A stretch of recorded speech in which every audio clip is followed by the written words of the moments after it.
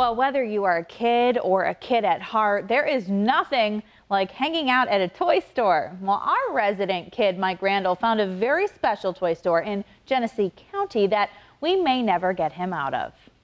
Tucked away in a little corner of Batavia is a toy store that just celebrated 100 years. Well, it's not just a toy store. We've actually kind of turned into a little bit of a museum. There's old games, there's old toys, there's old pictures and bicycles. The sign still says Adam Miller Toy and Bicycle, but John Roach took over the place in 2002 from the Miller family. Adam Miller, he purchased it in 1946, and he actually purchased it from Walter Davis, who started it in 1918. It looks much as it did in days gone by, but this is still the go-to toy store in town and beyond. We have customers that come every Christmas from Jamestown, Syracuse, that used to live here and know the store. If you like to check out classic toys, this is the place to be.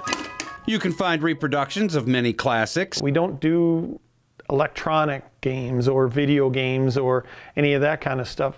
Also here, many original, well-worn, and obviously much-loved collectibles on display for visitors. Each one has a story. There's a set of jarts in there, and you should hear those stories. Some customers bring back their childhood treasures to become part of the store's collection, like this vintage Schwinn bike. The lady who had it gave it to us to put on display. And here's a tricycle so old it was built before they had rubber tires. If you remember Red Ryder, BB guns, Lincoln Logs, and Chinker toys, you'll feel right at home here. And you can pick up some old favorites here like jacks, pickup sticks, or tiddlywinks. And guess what?